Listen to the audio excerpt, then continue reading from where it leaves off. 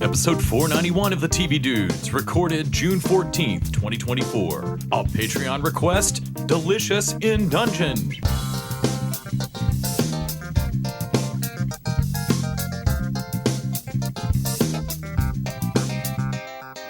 This week, we're talking about the Patreon showrunner Danny Dockett's selection, Delicious in Dungeon, a monster cooking fantasy anime over on Netflix.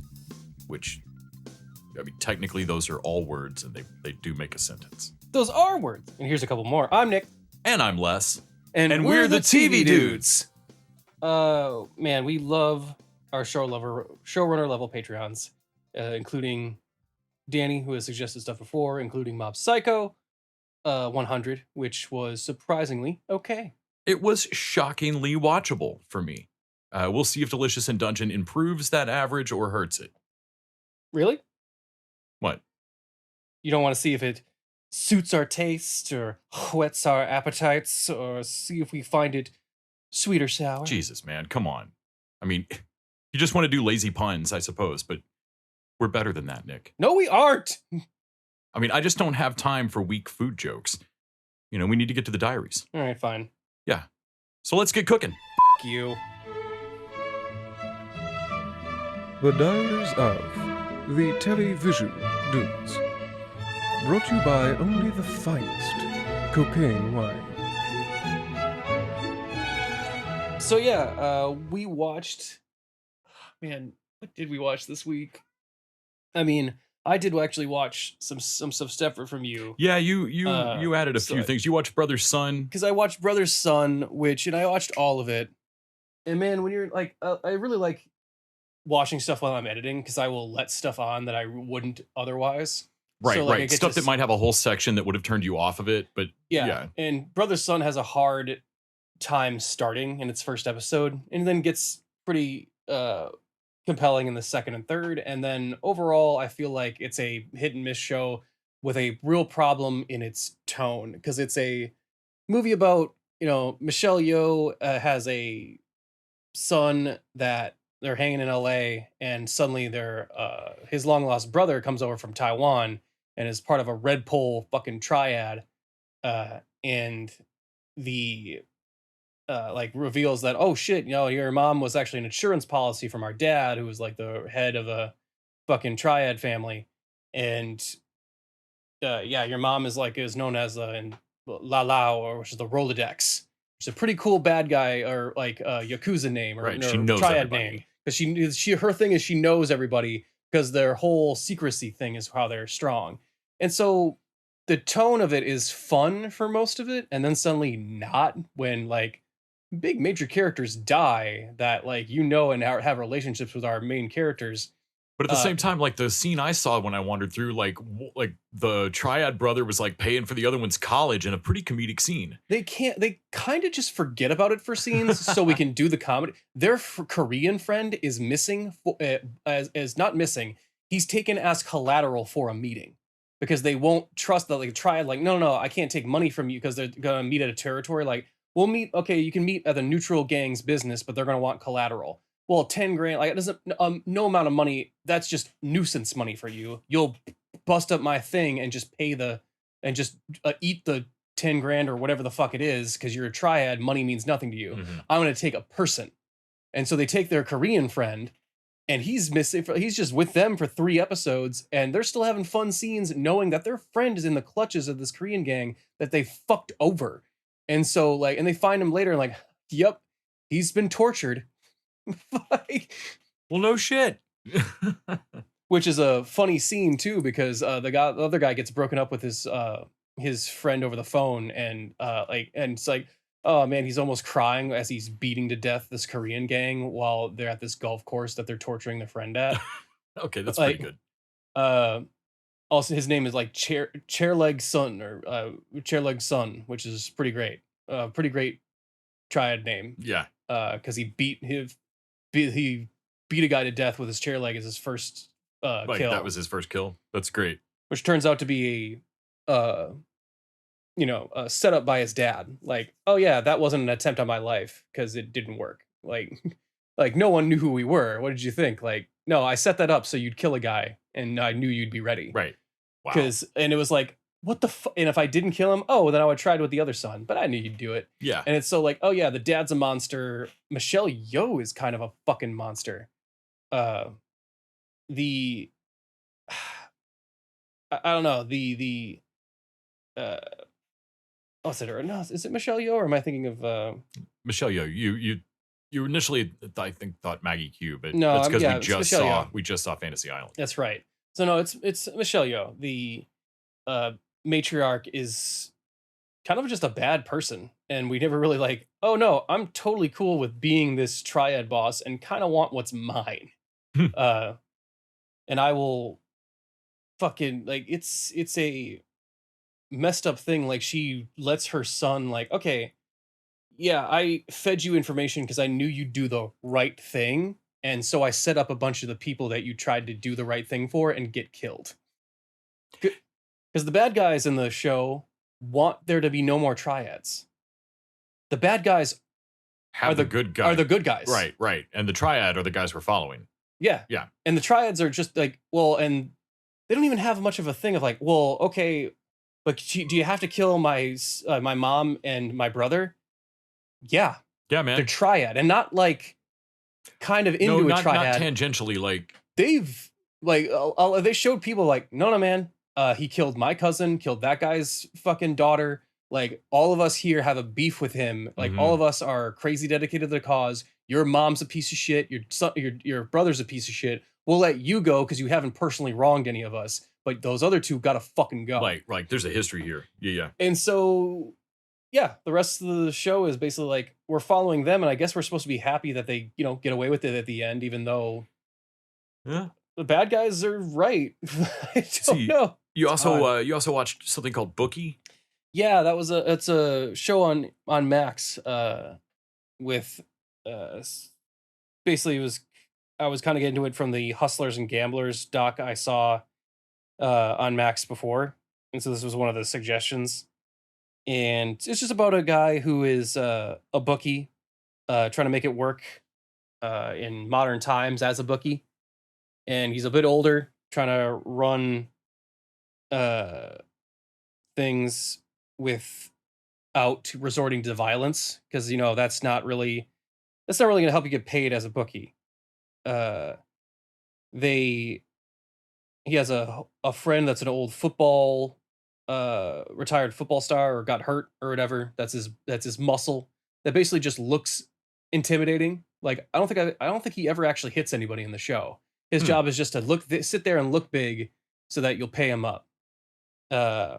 Jorge Garcia is like their Uber driver for the first one, and they rope him in to get in on football, soccer, so he can get on those bets because there's quite a big Guatemalan contingent in the LA where they're operating out of. I think Charlie Sheen produces the show or something because he's in the opening and ending episodes, like as himself, right?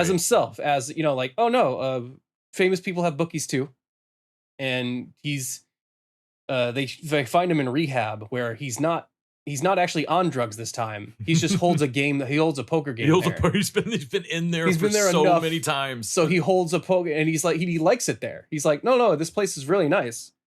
Good food, pretty private.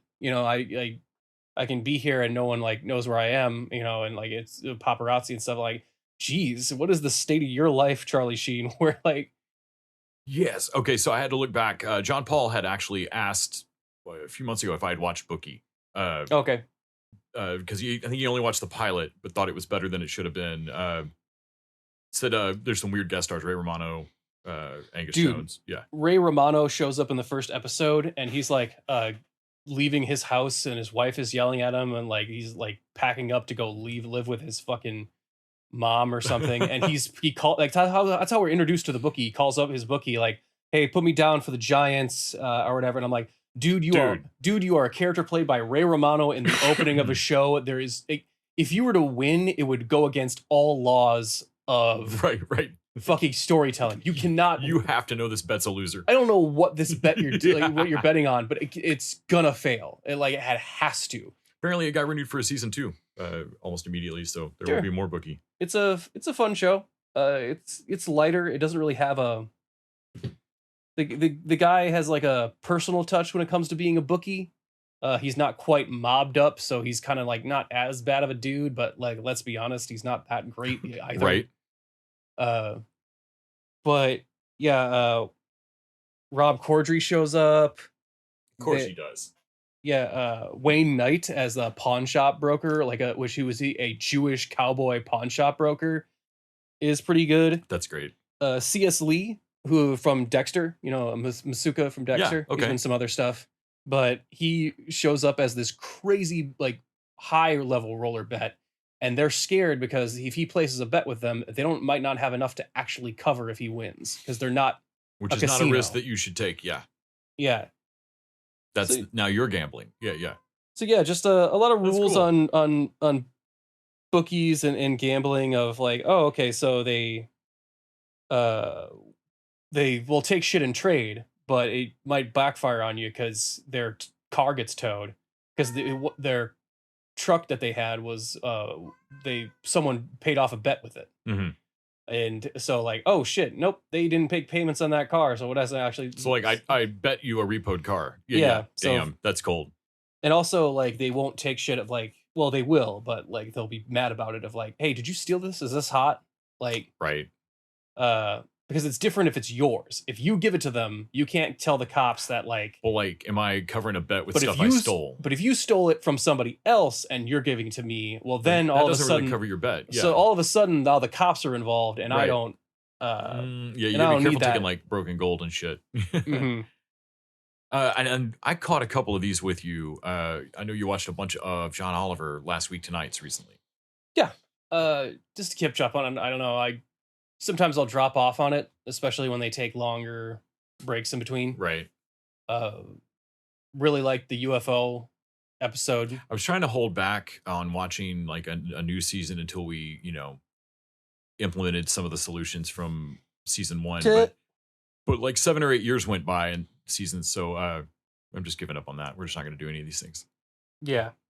That's the hardest thing about watching John Oliver to me is he calmly and patiently explains the issue and then says, wait, no, it's not hopeless. Here are the things that we could just do to address this, or at least if it is super complicated, here are the ways that we should look into this, or here is the actual discussion we should have. And then Mm-hmm. I just know that we just hear me out, John. What if we don't? But no. Yeah. And it breaks my soul a little bit. But it is honestly, if you want a deep dive on an issue where you're tired of hearing headlines and you're pretty sure you're being emotionally just jerked around on whatever stance, here's a calm British dude who will explain what the fuck is going on with, I don't know, student loan forgiveness or corn. Yeah. We didn't let. Yeah, the corn one was interesting. Modi. So yeah, the international ones are always pretty good because like the other stuff you might see other places in Wall Street Journal, but internationally, like where am I going to get international news?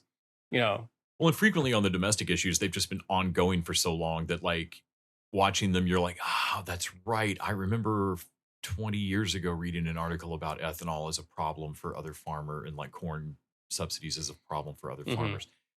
So that's still a thing. All right, explain it again. Yeah, and then we actually didn't talk about it last week, so we have like 2 episodes of My Adventures with Superman. But Yes, we we can do. finish off with that. Yeah, let's throw in a little dessert. We'll hold that one back. We also watched the premiere of The Boys, but that's going to be next week's show. So Is I that think we should next week's show. I think we should hold off right. chatting about The Boys. Of course, you and I tried to renew our faith in cinema after Furiosa. God, I'm so alone on the mountaintop on that. Fuck. Mhm. But we went and saw Fall Guy again in the theater. I'm beginning to think you're starting to hate Furiosa more than I did. Like I'm just tired of being alone on it. Like, it's fine. But like, no one else was. Well, if it makes you feel better, less like the people who have saw it liked it, but hardly enough people have seen it. That may be okay. So yeah, Which is maybe not that's what you where it's want because that's not how like movies No. are graded. Like the quality of a movie doesn't like that's marketing's fault. but no, I feel alienated from like my fellow moviegoers that like no one else that saw Furiosa seemed bother. Like, dude, watch them. like the individual, any one of the 5 movies there, like the individual excitement was great, but it didn't dissipate for anybody when we hit title card 5. Dude, watch them take the lesson of, well, that's what we get when we focus on one of the female characters. I of the feel Mad like Max we universe. are. Yeah, absolutely. So let's There's so going to let's be a just go wrong back to lesson. Max. Fucking wrong lesson taken here. I gotta be. Uh-huh. Well, I can't have been the length. Let's do a 3-hour long, but just about Max. Honestly, that's what made me like. I'm like, I know they're not like the best of each genre, but could we all agree to go see the Black Widow, Captain Marvel, and Wonder Woman movies, Right. just so that like there's a financial like we can. But I feel like we're We just put this to constantly bed. having to prove it. No, I mean, I don't know. It'd be 50 years from now. We're still gonna have like, but can women be funny? Yeah, Like, it's just dumb. That said, Fall Guy's so fucking charming. It's over 2 hours, and I don't care. Mhm. I don't care. I'm wearing a ball cap that said, "Make movies shorter." That is put out by the screenwriter for Fall Guys production company. Yeah. And I'm still watching a movie written by that dude that is longer than that. So screenwriters are clearly not the, last word on how long a movie's going to end up being. But right. But he wrote all those scenes in he there. wrote all those like, scenes, man, and they didn't kill a single that darling. wasn't like you didn't stop at 100 pages. Like there's No. definitely like went- because they cut stuff out, so there's like 120 to 130 pages. Right. And honestly, I don't care. Ryan Gosling and Emily Blount are so fucking charming. The and on the even on the second watch of just like, oh my god, just grossly charming. Like in a Mr. and Mrs. Smith, like is John Krasinski would he be Good worried Lord. kind of way. There was a cool interview with her about like she seems to genuinely like Ryan Gosling and like he's a good actor and was It good comes to work through. with. But she talks about in an interview recently, chemistry is different than liking somebody as a like wanting Yeah. to hang out with somebody. No, I can see that. And that on-screen chemistry is not exactly the Does not- same as, well, they get along or they're best buddies. Like, I'm sure Melissa McCarthy and her husband love each other. It's not electric on screen for me. No. But Blunt was like, yeah, there's been movies where, like she didn't name names, but like I didn't like the person. Like I didn't want to hang out with them. Mhm. I didn't really want to kiss them. But it But we worked on had- screen and I can't lie. She's We like, got I'm some watching energy. it later going, damn. She means Tom Cruise. She's got to mean Tom Cruise, right? That's all I could think too. I mean, I mean, come on, man. Come on. In Fall Guy, like he She runs means- weird. He can't do action. she means Tom Cruise. She means Tom Cruise, right? Because Right? like that's all I think of it when I watch Edge Tomorrow is like one of the only times he's an actual person in a movie, Mm-hmm. like an actual flawed person that has to learn It's really something. why I love that movie. When people Yeah. are like, "Well, I hate Tom Cruise." Cool, he Yeah, cool. dies. He Watch dies the- like watch fucking him 4 dozen watch times. him be a coward for an hour Right, and a half. it's and be amazing. It's so good. If if you love Tom Cruise, it's a fun action movie. If you hate Tom Cruise, it's pretty good. it's the same thing when people were like, "Well, I hate all the Jackass This guys. They're movie's- just assholes." I'm like, well, have you Okay, watched a well- Jackass film? It's incredibly cathartic. I hate them too. Don't worry Steve-O gets about his it. ass whooped. It's great. Should be more movies that are just about beating the shit out of certain actors, Right, so that man. people who love There's your rehab tour. Like, Hey, so we're gonna run the on fire take again. No, I Yeah. got it. I can hit the rock better. folks, if y'all have not seen Fall Guy, we're in the bag for it clearly, but like, go watch Fall Guy. No, God it's damn. out of all the movies that are not doing well in the theaters, Furiosa deserves not to, and Fall Guy does not. So, No. So what is doing well in the theaters anyway? Like I guess Godzilla X Godzilla Kong. and And Kingdom. Apes is Apes. doing good. So at least there's Apes. So everybody's now pretty sure that untitled WB event movie, like 2 years from now, is probably the next Kong Godzilla movie. I would imagine Like at 2 this years. point, everybody's like, if y'all are making a bet from right now with this information, Well, it was 2 years. Yeah. and yeah, it's- you can't be betting on anything else. And also, it's a fucking beast. I It's think like we figured it out bajillion dollars with the Star Wars, like Star Wars movie every year. Too many. 2 years. 2 Yeah. years seems to be enough to miss something. And maybe even more because of that man. A lot of the appeal for the Planet of the Apes movies is the fact that they've been gone for a minute, and you're like, oh, I really like those. Well, you got it. It's like a band with an album, man. You got to let it tour for a minute. You got to Mhm. let us all see it, let the dust settle, then like reconvene, get the band back together, and be like, all right, Mhm. guys, what we doing next? Yeah, and the only ones that have been figure it out. able It to takes like 2 years. do the only ones that have been able to break it are Marvel, and even they seem to have Even they found overinflated. their Marvel limit. Yeah, Mhm. Yeah, also watched speaking chemistry, Henry Gold and Crazy Rich Asians I watched. And it sucks that there is like room for one Asian dude in Hollywood, because I feel like because Steve Yeun has been getting a lot of roles, I feel like Henry Gold has been getting the shaft, and Henry Gold is like a leading man, and they're violently incredibly different leading men. well, he's a Like he's a James Bond pretty no dude. Steven Yeun And is Steven Yeun is a funny dude, right, and like is an everyman. and is an everyman. Henry Gold is like, why does not every romantic comedy I've seen in the last 5 years star you? At the very least, he should be the villain that gets fucked over in a romantic comedy, Or the my villain God. of it. Yeah, like he is, because he is movie star attractive in a you can't be a normal person to me, dude. Like he's so attractive, like and you he has aren't that my fucking, manager at a cubicle job, and he buddy. has that hot British accent. My like, God. Yeah, why he should be Bond. I mean, And in the Crazy Rich Asians, like I do get why he doesn't tell her about it. And like, okay, so no matter what happens, good or like if your parents take it good or your girlfriend takes it good, you're not this relationship will be different after this weekend. So it sucks that like you wanted to keep it this way for as long as you possibly Yeah. could. Inherently that's selfish because you are like, hey, you're about to like take your girlfriend into a fucking world of like basically royalty rules right, of where she how does not know what's about to happen. yeah, and needs to have the heads up and not look like an asshole. Because she's about to go to a party with like a dress she just bought, and like, hey, I get that you don't care or whatever, but like, let her decide not to show up in like a dress store bought dress or whatever. Like, it's just so that not everyone's talking about her. Like, if I'm going to go somewhere, I don't care what I look like. But if I'm going to go somewhere like that, I have to put on a suit and tie so no one's looking at me. Mm-hmm. I like you have to dress up to be invisible. Like, Yeah. but yeah, that was pretty much everything I watched. Let's see. Fanny had never seen Alien. She's never seen any of the That's Alien right. movies. We saw the trailer You for see that? Romulus, and it looked pretty good. Did you see that in the theater? No. No. So we just watched it at home one night. Oh, okay.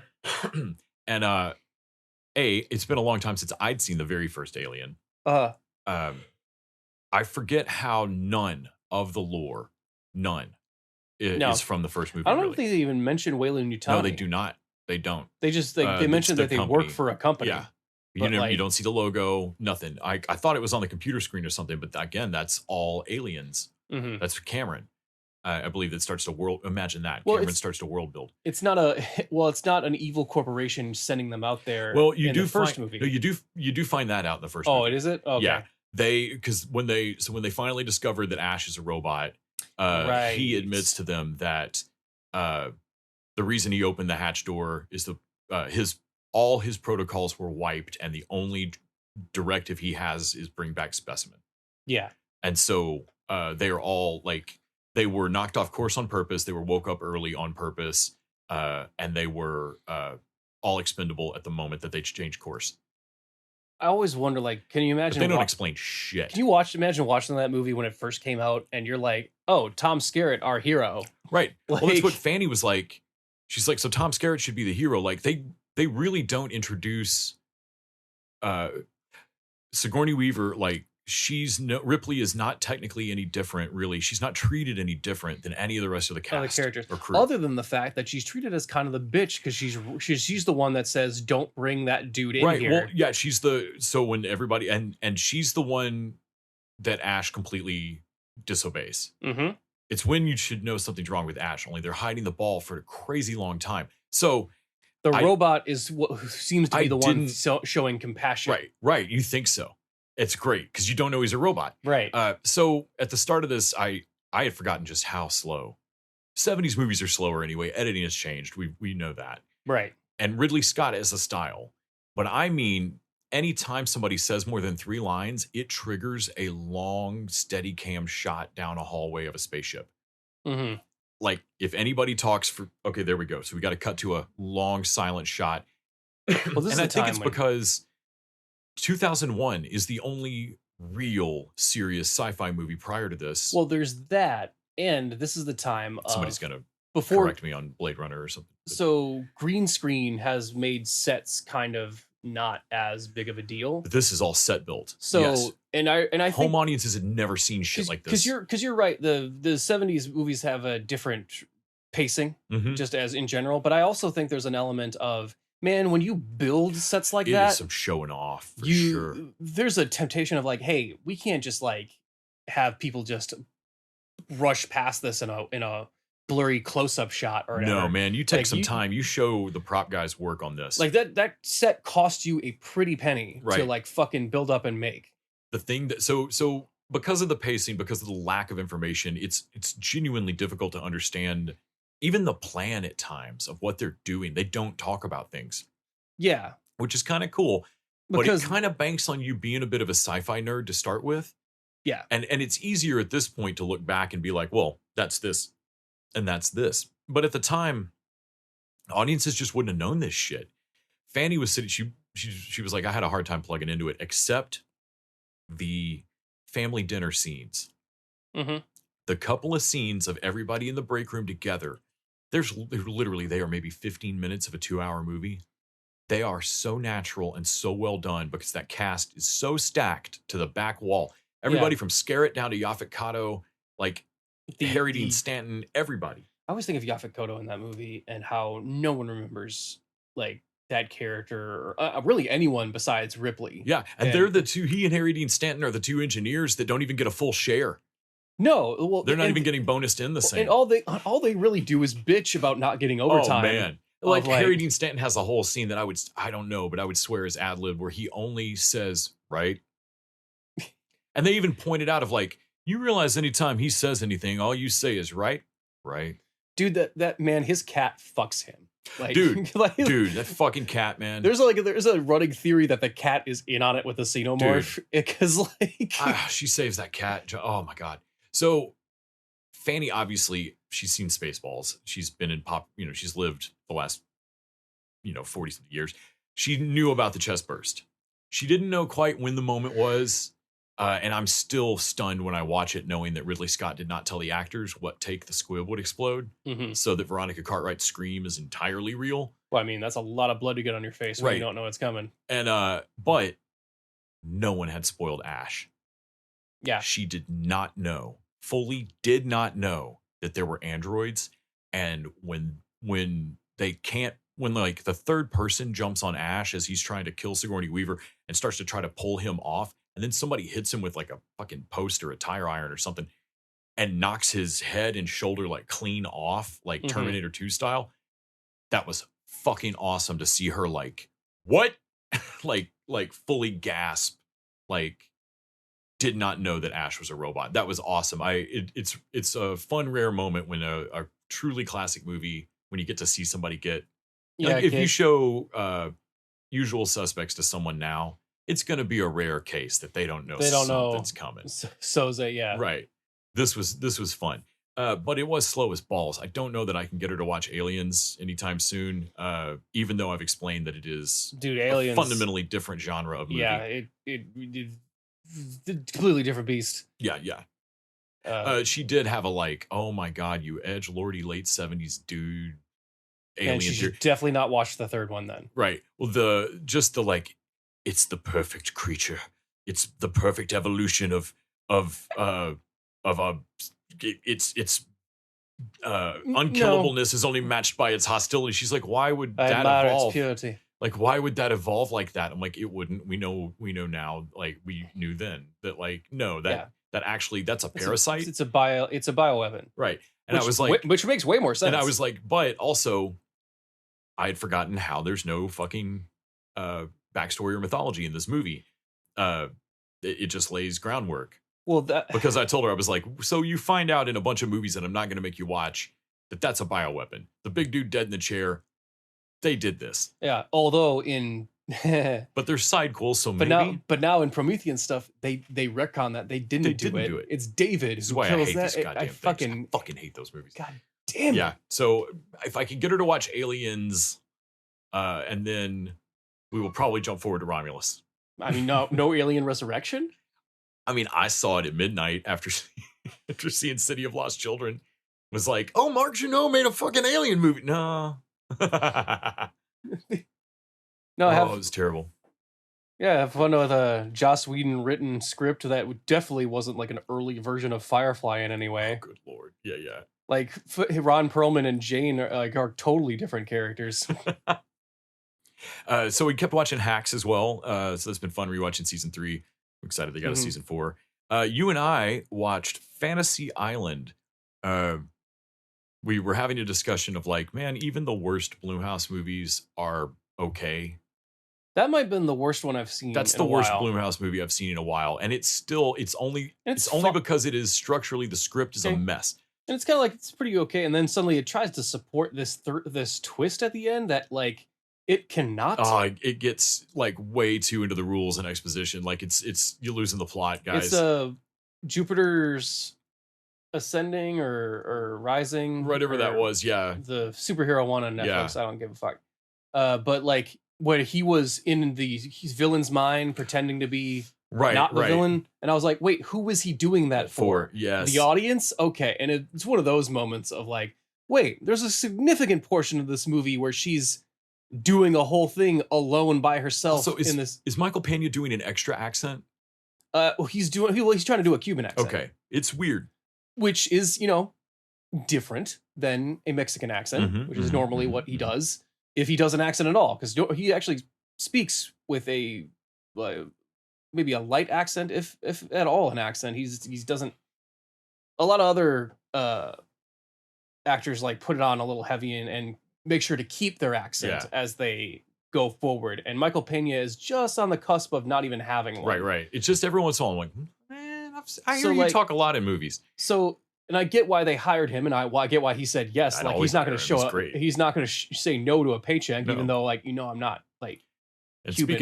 speaking of the Room for One Asian, Jimmy O Yang is fucking hilarious in this. Oh He's great. man! Again, I was talking about how there's only room for one Asian dude because why is Jimmy O Yang not in a bunch of shit? Right, fucking great. Also watched some Parks and Rec. I've been rewatching Suits and seeing the panel, which is always fun for me. Lisa and I watched an 80s movie that is leaving Netflix, I think Netflix soon. Legal Eagles. It is an Ivan Reitman That's movie right. from the mid 80s that I had never seen, which that stopped me. I'd seen the box in video stores I worked at and stuff. I just never watched it. Deborah Winger, Robert Redford, Daryl Hannah in a very early role. I assume she's a very big part. Well, Mhm. she is the crux of the trial they're on, but like she's the potential murderer. Oh, okay. And so like she's big in the movie plot, but she's quiet in the background of a lot of scenes. This ostensibly is a rom-com, and I thought it was going to be some kind of love triangle between Deborah Winger and Robert Redford and Daryl Hannah. Mhm. It is not. It is not. It is just an 80s movie where a like 50-year-old Robert Redford first beds Daryl Hannah, who's way younger than him. Mhm. And then that just ends because it's a terrible idea. She's possibly the murderer. And then he just beds Deborah Winger, who's like a competent other lawyer. Sure. Because he's Robert Redford, and like it's not a love triangle. He has 2 consecutive love interests in this movie because he's Robert Redford. Mhm. There's no other explanation given. He's just Robert Redford-y and like fucks his way across the planet. Which it doesn't break the suspension of disbelief in the movie. I mean, he is Robert Redford and he is really attractive. But Right. also, it is not a great look, man. It's like 86 or 87. And like Lisa and I are watching this movie going, so it kind of undercuts Deborah Winger's whole character when there it is. She looks really like she just asks him to please stop sleeping with the client and sleep with her instead. I'm like, oh. Well, yeah. I mean the code. What was not the comics code? The ratings board, like the Yeah. Oh, yeah. Helsinki. No, not. God damn it! What is the name of that code that was developed in the 50s? Which is weird because it's like, you can't even show Hays sex Code? Hays Code. That's what it was. Hays Code. Like you can't even show sex on screen. That's why they had to like do the whole thing with cigarettes. And yet, man, you could just show dudes have multiple mistresses and wives or whatever, because that was not like, man, it was like that was at that time of like, well, dudes can't cheat. Right. It's totally fine. because they aren't property like wives are. Like, wait, what was he supposed to do? Not sleep with Daryl Hannah when she came Like over the and hit only on him? thing, the only problem would be is if you slept with another man's wife, because that's another person's property, Right. And then you just need to go deal with him. and then you got to deal then you got Just a work it out. restitution to Just him. Like, work it out. I So yeah, Legal Eagles, man. There's not a lot there. It's not what I would call a comedy because there's not really. None of those people are particularly hilarious. They're just all charming actors. And then you got Ivan Reitman. Like it's a fine movie. I'm sure it probably did fine that year. It has enough star power. Theaters are big, But I get like I was watching it going, oh, how did I know to just skip this one? Mhm. Damn. And then of course we watched all the stuff we're going to discuss later. I think that's about it for You want to finish it off with My Adventures with Superman? For finish off the Diaries. yeah. So we missed talking about it last week because of talking about ATX Fest, but Mhm. we've got 2 episodes of My Adventures with Superman to talk about. For me, so far, season 2's kicking ass. Yeah. Like this is just as good as season 1. It's the breath of fresh air back into my TV that I wanted. It's so good. I can't believe Max didn't just delete it off their servers. Sure, like a lot of their other animation. I mean, shit, they're trying to shop around a second Warner Brothers cartoon now. They have another completed Warner Brothers cartoon. What are you even talking about? What? Yeah. No, so they did the Acme Coyote thing, right? Yeah, which was a live action blend movie. Yeah, didn't they just offload one? Right. So Okay. they also have a Daffy Duck Porky Pig fully animated movie Son of a bitch. that is completed and is hitting a film fest in the next few weeks. And apparently all the early reviews are that it is laugh out loud funny. All right, I It's guess done and they're just trying to sell it. They've been trying to sell it for like 6 months, 8 months. it's a Looney Tunes thing. How fucking okay? Done. Whatever. Completely done. Just put it out. Just you have a streaming network. You could just Dude, Netflix just bought all of your shit for Right. like what seems like a How did- song. Like right. Anyway, probably watch it on Tubi soon. yeah. But yeah, so I'm amazed they haven't killed this show. It's so fucking good. We were teased Supergirl, and I think with the end of this newest episode, we're getting closer. So it feels like, which might be a good, because I thought it was early to introduce a whole new character. We Mhm. barely have hit where with Clark and them. And so now, but we're still getting introduced to the wider world of the superheroes, Right. because it would be weird to introduce Supergirl before you get to people like John Henry Irons, Right. So we get Steel, we get John Henry Irons, we get Mhm. Star Labs. Star Labs, Hammer Tech. Right. The dude that's basically, I think he's gonna be like Metallic. He would be Metallo. What is that guy? I think so, but I'm not sure. The dude that has the big arms right now. Yeah, his or no, I think that's gonna be Blockbuster. I think you're right. But the other guy, the like Howard Hughes type, like hey, abusing his assistant, like please don't make me do this. Right. I think he's like, if I remember, I've name checked him. I thought he was going to be Metallo at some point, but he develops the Metallos. Mhm. Like the Metallos are just Yes. a advanced drone like we've already seen. And they've just name checked Metallo. So I'm like, okay, so something's going to happen with him where he's going to have to get his heart run by whatever powers the Metallo. And this show has finally introduced an element, a power that Superman has not had before. Like they're finally adding to the power set, because we were wondering, like, the power set seems to work differently. It comes from this energy, this blue energy that he's been working with. And it finally has given him a thing that just didn't He's have just before. never had before. Is like this blue power field Right. going on around him.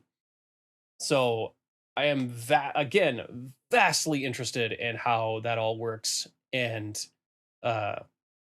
what that energy does, how it works with Kryptonian tech. I am very interested to see going forward what Kara will know how to do, considering she's been Kryptonian. She'll have probably been Kryptonian dealing with her powers for more time, if she's been in Right. suspended animation, or if, like my theory is going, that they showed, like, the end of the last episode, they did the beacon, and it shows assumedly Zod show up at the Earth's atmosphere, because it's the fucking mech suit we saw at the end of the first season, where it was like they will all kneel. And I'm like, okay, outside the box theory here, but we haven't seen a lot of Kara yet, and we haven't seen, and any of the promotional material, they've shown her in an asteroid field, like reaching upwards, and I'm like, Yeah. They haven't shown her, like, in the commercials, they haven't shown her being found in a pod or anything like that. No. So let me So like we're assuming so that the beacon he set off is Kara. right, because we know Superman lore of like how he usually finds her, and I'm like, my pitch is like, shit. What if it's a misdirect? What if it's And, Brainiac? What if it's Zod? Like, what if that it's not Zod in that suit of armor? What if it's fucking Kara Right. that's getting chumped by Brainiac? The triangle headed, when they cut back to Krypton that one time, and like there's a triangle headed robot with the full cloak on in the credits, that's listed as Brainiac. Yeah, that one is So Brainiac. that's Brainiac. But the thing he goes to that goes, hey, there's a beacon on talks Earth, to someone else and is like, they will all kneel. Right. And we, from the kneel thing, we're all assuming that that's Zod. But like, I don't know. They might have another thing up their sleeve here. Also, like you said, the extended force field power, that's new. We're going somewhere else with this. Yeah. Yeah. Even the John Henry Irons thing is And Silas Stone for a moment too.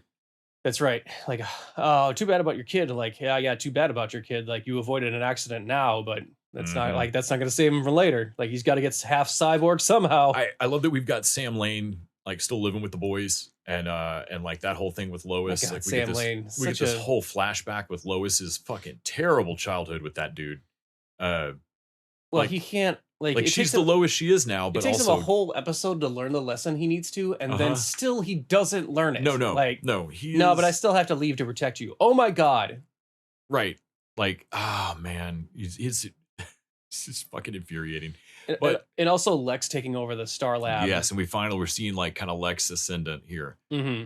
Youngest tech mobile, like Lex Luthor, like sexy young Lex. Which is like a thing they've been trying to do for like 2 decades. Right. This is the closest to it working. I think I've seen it. The Eisenberg Lex. Yeah, and man, he keeps on one level. I get it because Superman is a scary level of powerful. But his speech is dumb. Like, and it only works in a way of like, yeah, you're talking to like mouth breathing, but everyone here is supposed to be like techie, part of the science community. And all his pitch is like, but Superman is way too powerful. What if at some point he decides not to help us? And I'm like, okay, replace power with knowledge.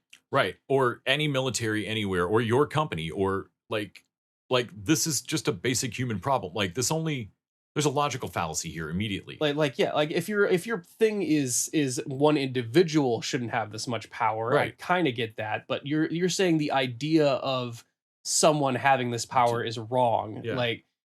Or someone having any level of power is wrong. I'm going to say that, well, Lex, you have a crazy amount of power. Right. Like, as a single, I don't want to be the one to point it out here. As a singular individual, right. One could argue have way more influence on the world than Superman does. Fucking should.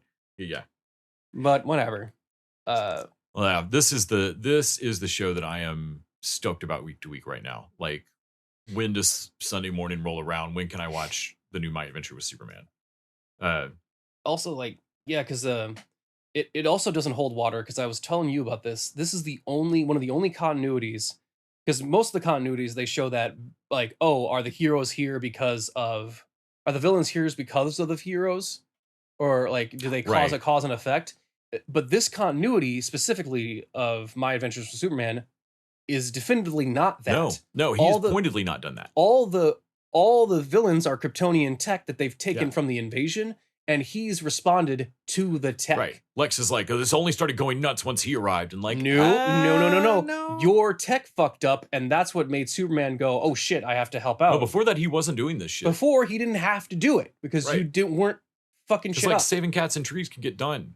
Like, you don't need him for that. That your tech getting stolen was the catalyst for Superman doing it. Livewire and that shit. Yeah. Those. Yeah. You wouldn't be around if you weren't fucking. Honestly, it's going to be really funny to me, because I do feel like, man, you fucking with Kryptonian tech is going to call what's the remnants of Krypton. Absolutely. You're preparing for an invasion of a race that does not exist. Right. And the remnants, like the stragglers of it that are going to show up here. The dead Brainiac running shit is going to show up, and half your tech half your planet runs on Krypton tech. Like your paranoia of trying to prep for this thing is going to destroy you. I love Lane's because he's worked with all this Kryptonian tech.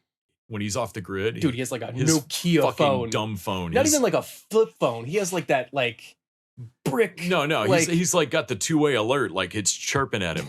Like he's got some Nextel shit happening. Like, what's your phone number? *02. What the fuck? What are you talking about?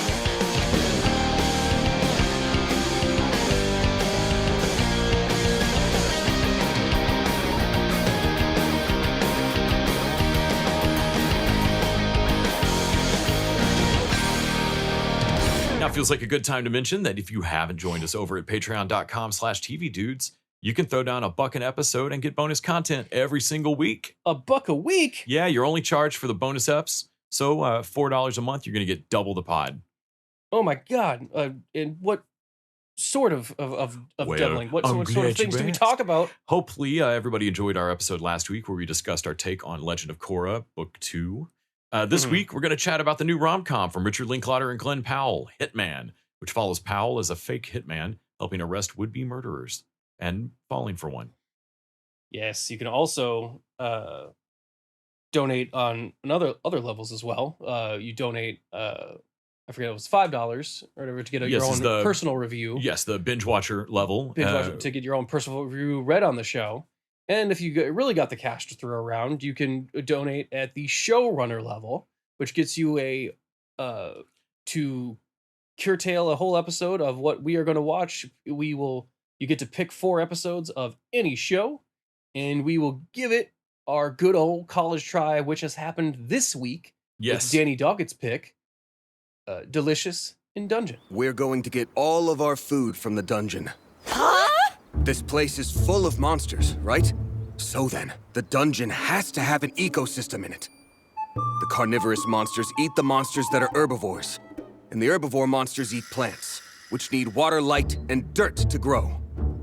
Thus, we humanoids can sustain ourselves in the dungeon too. You leave his corpse if he dies, okay? Okay. And Delicious in Dungeon or Dungeons? Delicious in Dungeon, right? Because it's only one dungeon. Yeah, one dungeon. That's one big ass dungeon. Because it's in this continuity or this story, it's a cursed kingdom that got turned into a dungeon. Yes, yes, it's a weird dungeon. Yeah. Well, let's get into it. We've got an anime main course, if you will, of Delicious in Dungeon over on Netflix. Danny had us watch episodes 1, 3, 5, and 11 of season 1. Delicious in Dungeon is an anime television series manga adaptation produced by Trigger, aired from January to June 2024, so it's actually still airing. A second season has already been announced. In a fantasy world of dungeon exploration, adventuring parties set out on expeditions to raid dungeons, with many hoping to find the mysterious Golden Kingdom, which is said to be the treasure of an island dungeon. I think they're misusing the word dungeon here. The story begins as a group of adventurers unsuccessfully attempt to slay a red dragon and are forced to escape as it consumes the leader's sister Fallon. Wanting to rescue Fallon, who used magic to teleport them out of the dungeon, the remaining members of the party brainstorm on how to get back to her and to the dragon in time to save her from digestion. With most of their supplies left behind in the dungeon, the mission seems impossible until Fallon's brother, who secretly wants to eat dungeon monsters, suggests that they sustain themselves while finding food inside. Inside, they encounter Senshi, a dwarf with many years of experience surviving in the dungeon by cooking monsters and harvesting food. The show details their travels through the dungeon, the environments, traps, and monsters they encounter, and in excruciating detail, the meals they create. I would say in enjoyable detail. Enjoyable. I was shocked. Excruciating, I would not say. I was shocked. So when I went into it, I was thinking in excruciating detail. Yeah. When I came out of it, it's amazing. Danny, fuck it. Why hide the ball? I cannot believe you picked an anime that I enjoyed this much. Ladies and gentlemen, we've done it. We've done it. So the grand experiment of anime can now stop. Mission accomplished. We've now found the solution. All anime. It's been a good run. But Dude, it's all done now. No, now it's just now that we finally cracked the formula. Anime going forward. For me, it's exciting because we got to rename it so we know about this moment. I'm gonna call them, the Westernering cartoons. The shun era, the anime shun. Yes. They're shuns now. The shuns. So even me watching it, I was like, because I've enjoyed anime more and more as they've been going in, and as a someone who has watched anime since the aughts, uh, and the late '90s, but uh, the conversion over to Western style storytelling for me has only done wonders for anime. I get that it's a whole other culture and that there's a certain level of like things that it only brings. Mhm. But to like, I like what I like, and what I like is the Western style humor and editing and cutting and pacing. And Dungeon Delicious in Dungeon is the closest it, especially the editing of it Mhm.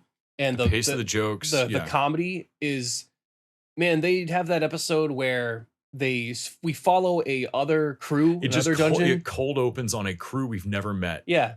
And they have a whole thing, like a whole story. I know we There's- skipped some episodes, so there's a but do- I'm certain we never met these There's a folks. dog one. They have like a whole. They make plans for the future. They find this treasure, and then it hard cuts like, and then our guys find these dead bodies and go, oh, they Well. got fucked up. like, And like midway through, laughed. you were like, "Man, we're skipping episodes. Are we supposed to know who these people are?" And I was like, no, "I think this is a cold open death joke." Yeah, no, and And it's sure enough, dude, and it respect on it. oh, Like, it's so well done. exactly the right length to get there, and then exactly the right speed of just. They just come around. Like our crew comes around a corner, and you just Don't see even see it. Just the- wait. just Just a the dead next, arm laying there. It's just Whoa, oh shit. shit.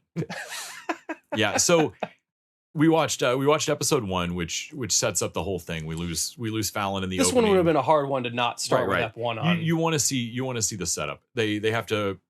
Well, you need the motivation. You need how the world even works. Right. Well, they discuss how long it took them to get to where they were in the dungeon in the first place. So where the sister is. They Mhm. discuss that dragons are huge and their processes move slow, so digestion takes forever.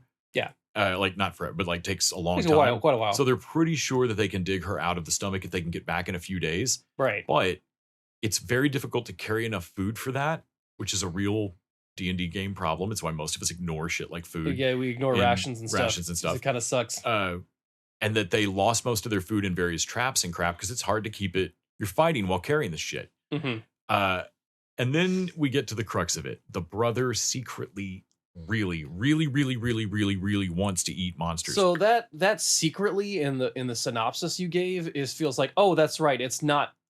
It kind of is supposed to be a secret at first, but he reveals it in episode 1, and then it is And his then it is- main personality trait for the most of the show. and he's like real weird about it. Dude, super he into it. is Like you start fucking finding out weird that into like it. it's his secret dream to eat living Haunted, armor. living armor. What? So they make friends with this dwarf because, like, I love that he's going straight at it. The brother's like, fuck it, we got these little mushroom dudes running around in little mushroom feet. I'm just gonna cut one up and eat it. It's like a mushroom, right? Should Right. work. He's got this little recipe book. Right. And the recipe book is not entirely wrong. Well, it's like, here's how to cook it and eat it without dying. Right. But not necessarily without, like, there's some things that it's not like puffer fish or something, but there's some things where no, you need to cure this and then cook it. Otherwise it's going to tear your stomach up, or you're going to throw up, or it's going to give you the runs. Well, I mean, you're not eating like they're not even eating like stuff like wolves or giant No, it's like animals. giant scorpion. Like there's like a giant scorpion or a plasma, like a slime. He's a slime. Like living armor, like weird Venus Right. Venus flytrap type plants. Right. And I love that Shinsi, the guy that they meet up with, the dwarf that wants to join him, he wears like a big cooking pot on his back as armor. It's like He's a got shield. this That's really mithril cool. fucking carving knife that he can cut up monsters with. It's amazing. Well, yeah, you'd need because like, oh shit, yeah, you'd need a thing that can cut through monsters, Right. like It's your like weapon. it's like a chef's knife, but it's It's got to be mithril or whatever, because it's got to be able to cut through your through thing. scales and crap. And so he knows how to prep all this stuff of like, no, you want to cut with the grain. And then here you want to take this out. You're going to, Mhm. like, he knows how to prep the slime. He's got a little homemade slime dryer that dries it into a sheet. And so the first episode was cute. I enjoyed it. It was fun. It Mhm. didn't have any weird sex stuff, thank God. We get to Ep 3. So we jump ahead to Ep 3 and we realize that the true genius of this show is all of the leftovers. So they prep a thing, they kill a monster, they eat a thing, they figure out how to cook it or whatever, if it's good or not. They cook it a bunch of different ways. You get all these like food porn kind of vibe just watching them prep food, which is very relaxing and enjoyable.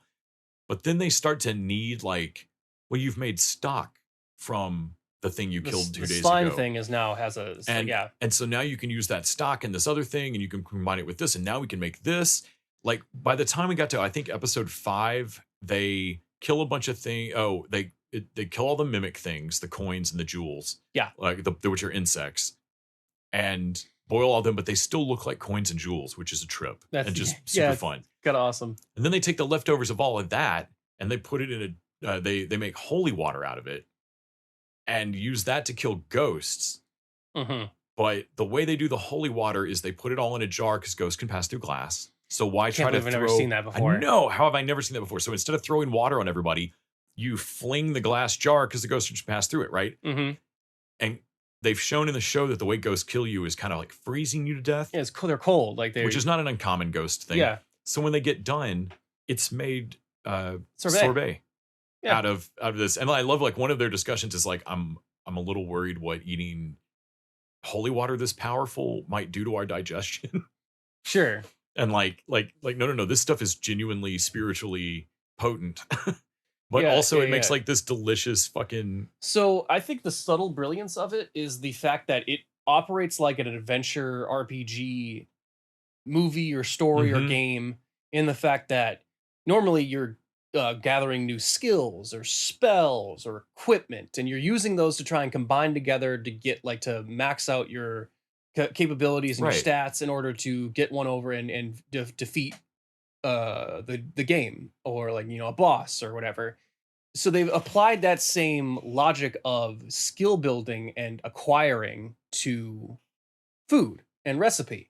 Food prep. They usually learn something about the monster in the course, so if they see that monster again, they know a little more about it from the physiology. More sophisticated monsters as they go along. They start with a let's just go mushroom. stab a scorpion. Mushroom. They start with a mushroom, and then it's a scorpion, and then it's the slime, and then like, okay, now that we have all these things, and like you said, like there's a stock we have because of the slime we killed.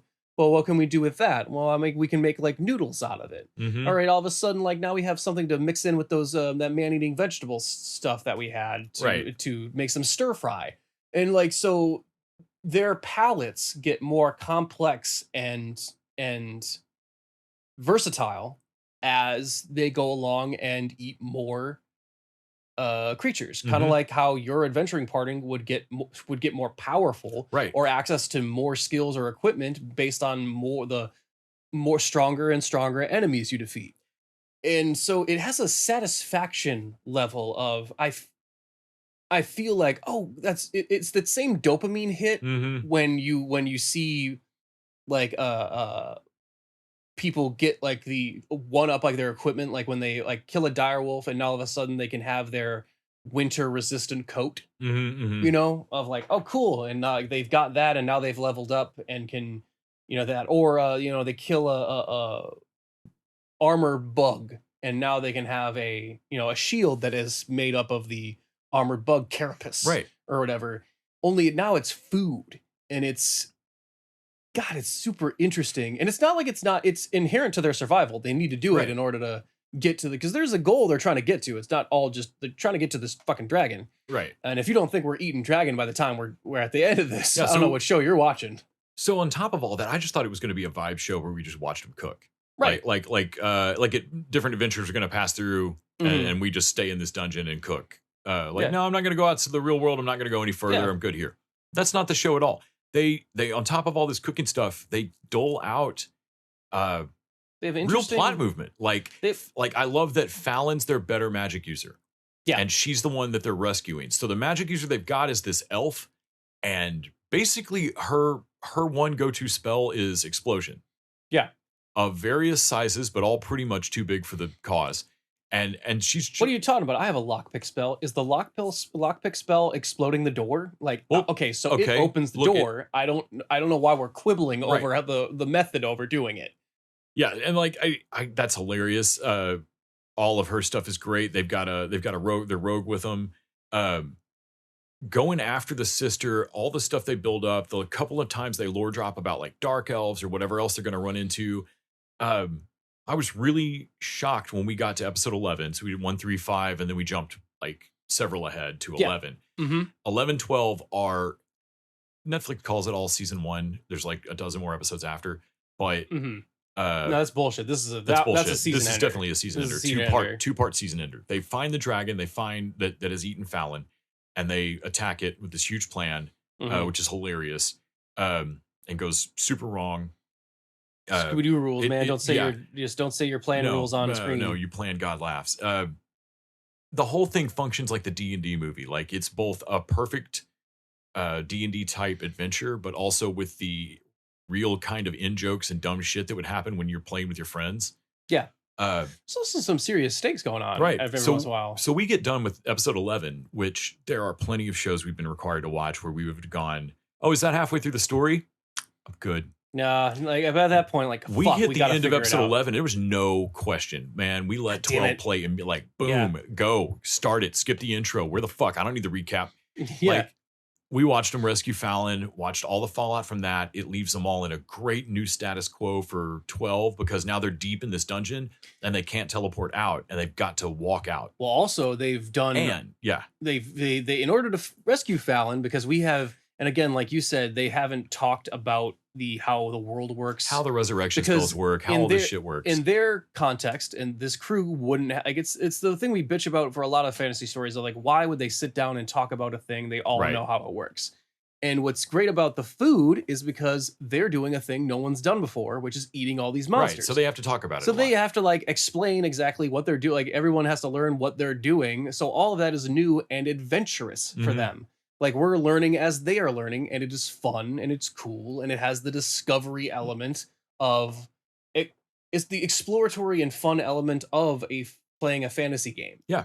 And so, but in order to do the resurrection thing, because we were wondering, like, are they just trying to find her, or are they trying to find her remains? And they're trying to find her remains, and there's not enough of them to like do the full res they're spell. they're worried if the body's fully digested that they won't be able to resurrect it. So and then the elf chick has to go like, okay, well, I didn't want to say this, but I specialize in like dark magic. Yeah, And and they're like, hey, whoa, wait, isn't that kind of like super evil or that's- whatever? No, magic doesn't have a morality. Cool, but Like, but since you it's do. forbidden to be practiced, shouldn't that tell us something?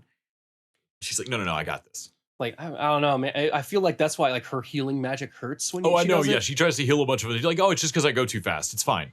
I don't know, but They're I do it no, slower. No. When she resurrects Fallon using fucking evil magic. Even Fallon's like, so that circle that I woke up in, something looked really wrong about that. Yeah.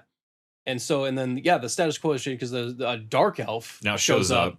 and it's like, fuck, okay, so we're gonna have to deal with some fallout because we couldn't there wasn't enough time to go out to bring her to a resurrection If they specialist. moved, they literally had to separate her bones from like two dog type things Yeah. called wargs. I mean, that's how you get a Cronenberg. Right. That's So how you if get a they Cronenberg carried, monster. and they were like, if we carry all her bones outside, it'll be move too it from the far. soul. Yeah, too far from where she died, and we won't be able to resurrect her. So then we have to bring a resurrection specialist here. Oh shit, that's gonna take, you know how much time it took us to get here. Mhm. So like, yeah, they're forced into using this magic, but of course it's gonna have some consequences in this next season. I'm thinking that is Oh, going yeah. to be Well, you she's already just reacted and had some defensive magic happen because as the elf mage said, like, hey, you do magic with your body. Your Uh-huh. body's actually entirely new and made by magic. well. Also, we were thinking because they normally you use sheep or something. You use amount of They calories used or meat. dragons. They used dragon meat because that was of what they had available. Makes sense. But also, I don't think anyone's been revived with like dragon meat before. Right. Like, hey, how magical was that dragon? Is that what's giving you this new magical like intunement with your body? So, last thing we'll say, one of the things that's stunned both of us is that most shows find one cool thing you've never seen before to do. Dude, yeah. This show one- found one like every episode. It- So, what was your favorite? So, oh yeah, by far it was the living armor. So this one's giving me a whole bunch of ideas to do for a D&D campaign Absolutely, for sure. absolutely. Like even just like the man-eating plants is kind of interesting. Right. Even that one, and that's the most generic one they do. The living armor how they pull that off of like how it's living and how it works. Like I just It's thought so good. because you were saying like why would it need its helmet or whatever, and I'm like, oh, that's just how living armor works. I just honestly I thought it was too, of like, that's just how living armor works. Yeah. Why did it turn its head? no, and it's a mystery throughout the episode. And when they Yeah. finally reveal, like, holy shit, they're like mollusks, like they're like clams, Right.